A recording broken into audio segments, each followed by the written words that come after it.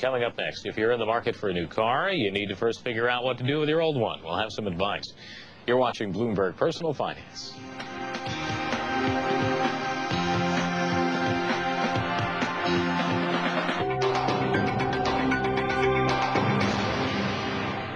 Welcome back. Before you buy a new car, you need to figure out what you're going to do with the one you have.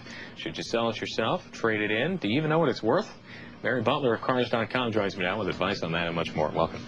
Hi, Lane. Thanks for having me. Let's talk about, first of all, you have the vehicle, you want to buy something new. There's so many incentives out there, so many people buying new cars, tremendous amount of production going on right now. But you have to figure out what it's worth. Absolutely. There are a number of valuation tools to help consumers figure out how much is this car worth, either as a trade-in, if you're going to go to a dealer, or if you're going to sell it yourself, because those are two different numbers. You're always going to get more money if you sell the vehicle yourself, because the trade-in value is usually a wholesale value, because a dealer is going to have to do some detail work, fix it up. Sometimes they add a limited warranty, and there's also their own overhead.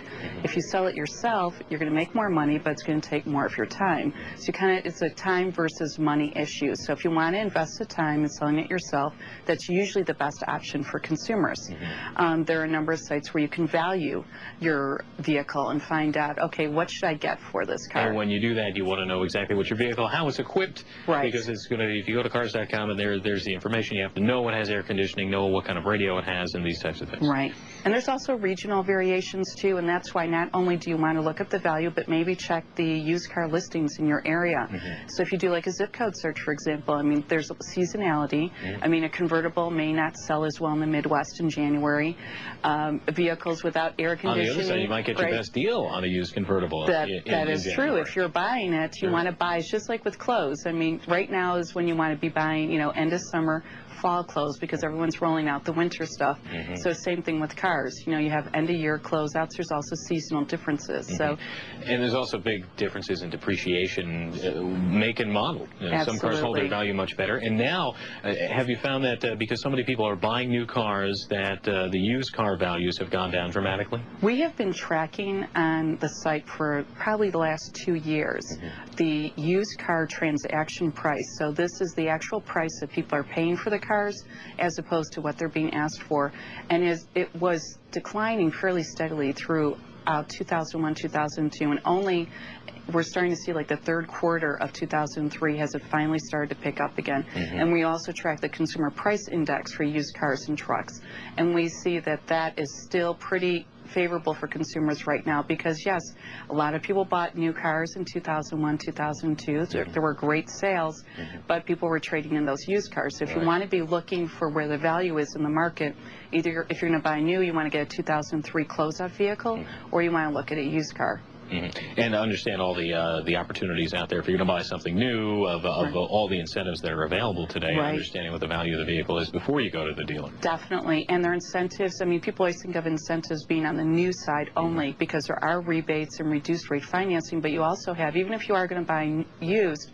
if you think of a certified pre-owned vehicle, something that comes with the manufacturer back to warranty, there are also financing offers on those vehicles. That's a big trend right now as well, especially it started off with the luxury builders, and now it's trickling down to some of the more mainstream operators as well, right? Yes. Started with Lexus and Mercedes-Benz, and now the big three auto manufacturers and a lot of the Japanese makes are offering it as well. There are about 21 automakers, 22 I think right now, they're offering certified pre-owned. And that's also an opportunity because they've leased so many new vehicles. They come back after 2 or 3 years. They're still in good shape, and they know that they've been serviced properly at the dealers because they were leased, and they have an opportunity to get some of that value back. Yes, and they're pretty, usually they're gently used, because in terms of mileage, because leased vehicles do have a mileage cap, so you're not going to see a lot of high mileage vehicles. The other thing with certification is that these are usually the peaches on the lot as opposed to lemons, because if it has a manufacturer back warranty, they don't want to have to service this vehicle, so they've already culled through the vehicles on the lot. The only negative with certified pre-owned is that maybe out of 100 cars on the lot, only a few of them will be certified pre-owned, but there's a reason for that. There may be a That's the way it should premium be on the certified pre-owned as well. Sometimes there is. And to understand that as well. Getting back to the car that you still have, you left over, a lot of people, they don't want to, people want to drive cars for a long period of time and then just hand them over to a relative, because they don't want to deal with strangers coming to their house to take a look at the vehicle. vehicle. So then they end up, do they end up sometimes just going to the dealer and losing hundreds or thousands of dollars in the value of the vehicle because they want to buy a new car and they just don't want to even deal with the value of the old car? Well, sometimes it does happen. It can happen because people aren't willing to shop around. It can happen because maybe they purchased one make, and then when they go to trade in, they're trading in a different make. And usually, you're not going to get as favorable a return. People sometimes don't do the research online to find out what the price is. And again, it also gets back to the time versus money factor. There's also, a certain amount of haggling. Just as you can haggle the price down on a new car, you can sometimes work and get the price up on a trade-in. But people should ask themselves, if they're talking about, well, it's a $30,000 car, we're only talking about $1,000 to $2,000 here. How long does it take you to make $1,000? That's what you should be thinking about, how much time you should be spending to learn about what the value truly is. Mary Butler, thank you very much. Thank you. Mary Butler is senior editor at Cars.com, where they, of course, have these types of calculators and lots of information before you head out and buy a car. Plenty still ahead here on Bloomberg Personal Finance. Stay with us. We're back right after this.